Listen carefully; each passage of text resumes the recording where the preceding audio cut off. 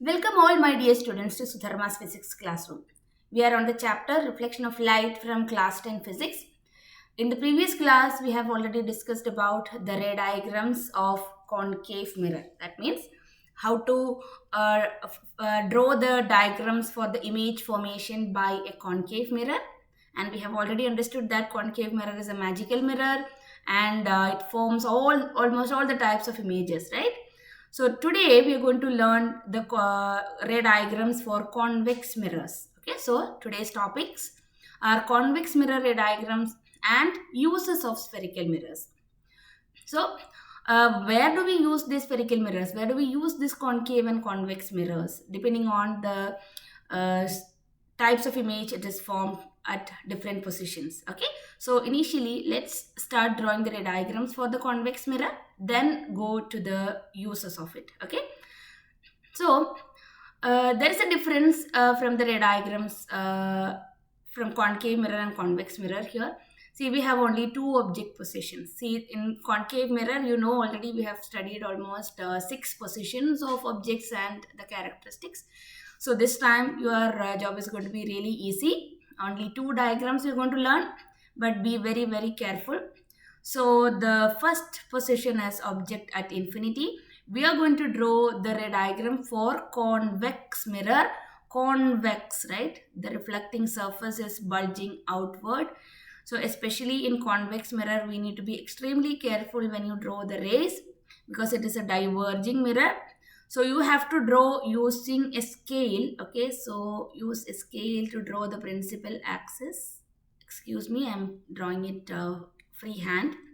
So we have to mark the pole of the mirror, focus on this side because this is convex mirror, then the center of curvature here. Okay, so the object at infinity. So those who have practiced the ray diagrams know very clearly when the object is at infinity, we used to take the ray which is parallel to the principal axis, right?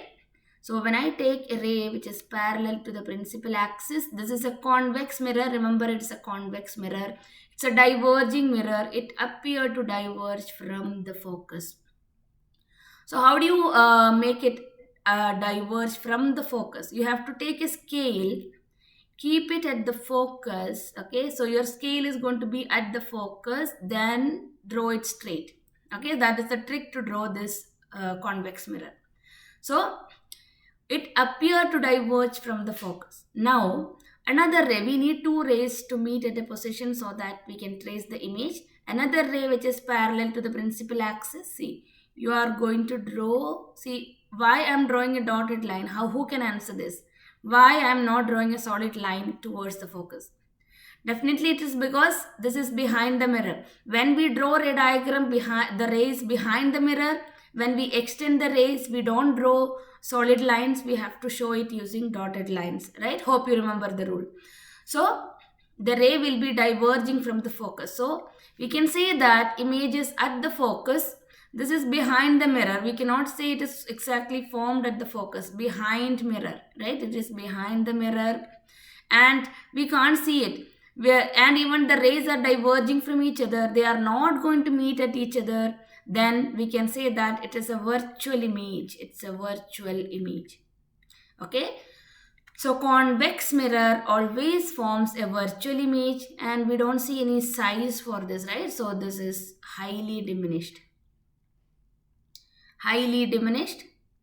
That means the size is very small, highly diminished, and virtual images are always erect or upright. You can use either words. Okay, so the characteristics of the image formed by a convex mirror when the object is at infinity are it's formed behind the mirror, it's a virtual image, it's erect, it's highly diminished. So we will be getting a very small sized image within the mirror.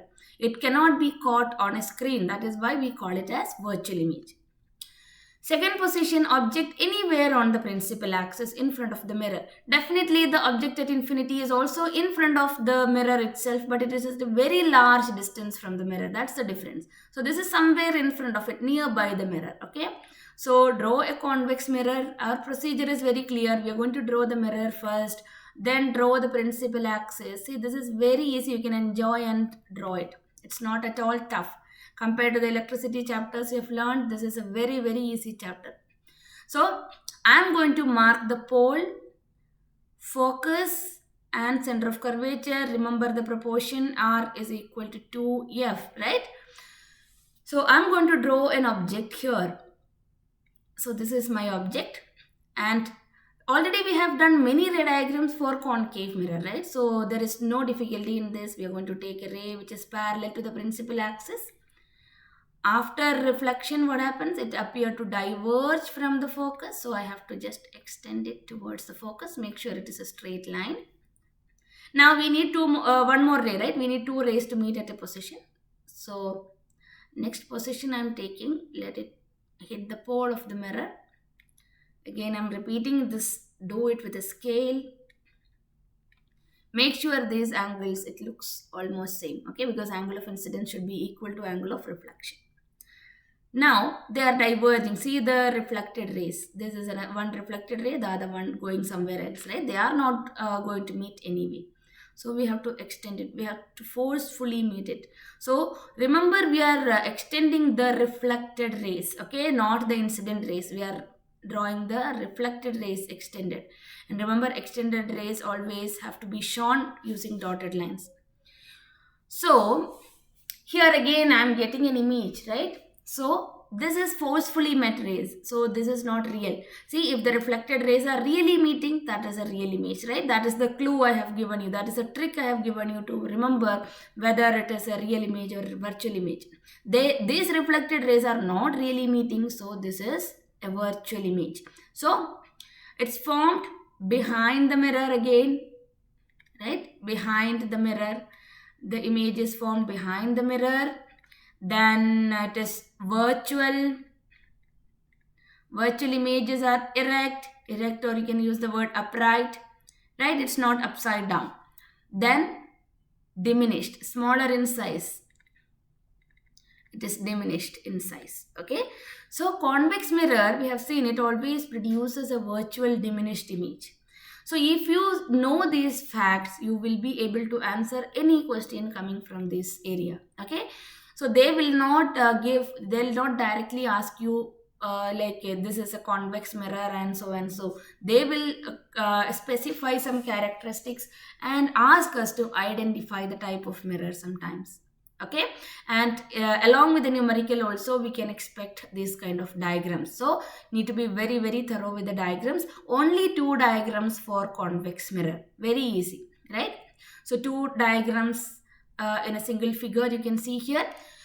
When the object is at infinity, image is formed at the focus and it's behind the mirror. A highly diminished and point-sized image, virtual and erect. Between infinity and the pole of the mirror, between P and F, right? We have seen that it is behind the mirror and it is between the pole and the focus of the mirror. It is diminished, virtual, erect. So which mirror always forms a virtual, erect and diminished image? It is a convex mirror. We have seen a plane mirror also produces virtual erect image, but it forms same size image. That makes the difference here, okay? So plane mirror and convex mirror both make virtual erect image, but plane mirror makes same sized image and the convex mirror will be making a diminished image, a small sized image. That makes a very important use for this convex mirror. So let's see what are the uses of these spherical mirrors. Where do we use this in real life? Okay. So concave mirrors. First, let's see concave mirrors. Concave mirrors, they are used as makeup mirrors. Makeup mirrors or shaving mirrors. And this is used as doctor's mirror. See, especially dentists, right? They will be using this concave mirrors. So why concave mirror? If you use a concave mirror, say, let me take the example of a doctor's mirror. So if you go to a dentist, they'll be keeping some small mirror inside your mouth. So they have to examine your teeth, right? So within your teeth, see, the object is very small, right? And it is a smaller area inside our mouth.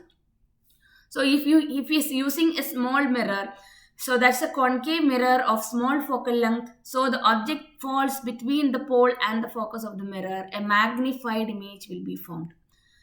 so the doctor can clearly see what is wrong with your teeth. Okay, so that is why doctors used as a doctor's mirror. In case of a makeup mirror, see, doctor's mirror is of shorter focal length, makeup mirror is a concave mirror of larger focal length, and it will be used in reflectors of torch, right? Reflectors, a concave shape. So in that, the object, if the object is at the focus, a parallel beam of light will be obtained. Okay, then convex mirror. Convex mirrors are used as rear view mirrors in vehicles, right? Rear view mirrors, they are rear view mirrors in vehicles. This is a repeated question. Why convex mirrors are used as rear view mirrors? Why not plane mirror? See, convex mirror, if it is used as a rear view mirror, it will give you a small sized image, right? It gives a wide point of view. The wide field of view will be given. See, if there are a lot of vehicles behind your vehicle, right, in the traffic, then you can see all those vehicles in a smaller size. So we can see the traffic behind us and drive accordingly. If you use a plane mirror, even a single vehicle will be covering the whole mirror. You will not come to know how much traffic is there behind you or which all vehicles are coming behind you. So it causes a lot of accidents, right? So that is why convex mirrors are used as rear view mirrors, and the use of concave mirrors are it's used as makeup mirrors or shaving mirrors, and doctor's mirror and reflectors in torches. Okay, so let's analyze the things again. Okay, so all the types of mirrors we have studied now: plane mirror, convex mirror, and concave mirror. So we're just going to revise it now. So in plane mirror, image is behind the mirror, distance of the object from the mirror and the distance of the image from the mirror are equal. The image is virtual, erect, and is of same size as that of the object. And in convex mirror, image is formed in between the pole of the mirror and the principal focus, and the image is diminished, virtual, and erect. There is no other choice for this, right? It's always true, no matter where the object is. Now for a concave mirror, we have different positions. Now it's time for you to revise. Let's see, you just think what you have learned in the previous class.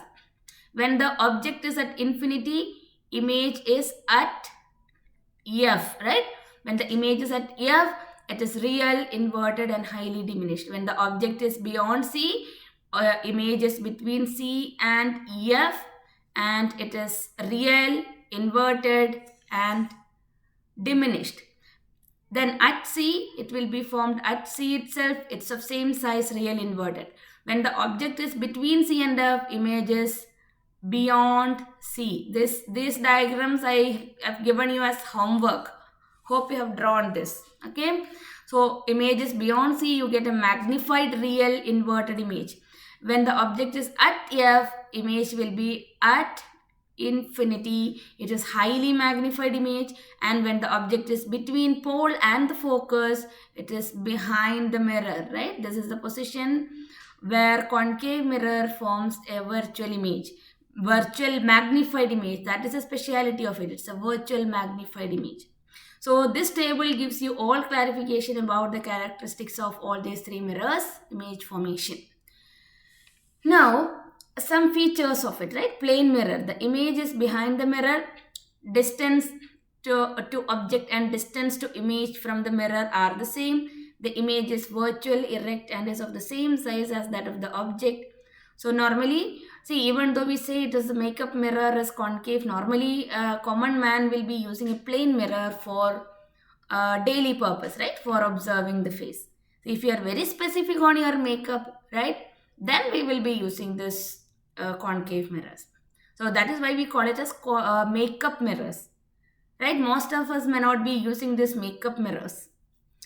There will be many girls, right, using this makeup mirrors. But normally, right, I'm just talking casually. So it's normally we use a plane mirror to look our face, right? But if specifically in parlors, beauty parlors and barber shops, right, they will be using the concave mirrors. Convex mirrors. Image is always formed between the pole of the mirror and the principal focus. The image is diminished, virtual, and erect, and it is used as rear view mirror. This is very important. Concave mirror converges distant rays to the principal focus. Where do we use this? See, we can use it in solar cookers. Solar cookers, if we have to focus the sun's radiations, especially the sun's heat radiations, at a particular point, we will be using this solar cookers, this concave mirrors of large focal length. It reflects the rays coming from the principal focus as parallel rays. I have shown you that diagram, right? When the object is at the focus, right, it comes as parallel rays to the principal axis. So that is used in reflectors. Okay, torch reflectors, or if you need a beam of light, you can use this concave mirror. Then you have to keep the object in the sense that is a source of light has to be kept at the focus. Then another use of concave mirror for the object placed between principal focus and the port, the image is formed are enlarged and erect. So this is where we use doctor's mirror and makeup mirror. So all the uses in a single page, right? Makeup mirror. So that's all about the ray diagrams and image formation and its characteristics. Now it's your turn to practice all these ray diagrams. Okay. So in the coming class, we'll be discussing about mirror formula and sign conventions. A very, very interesting topic. Okay.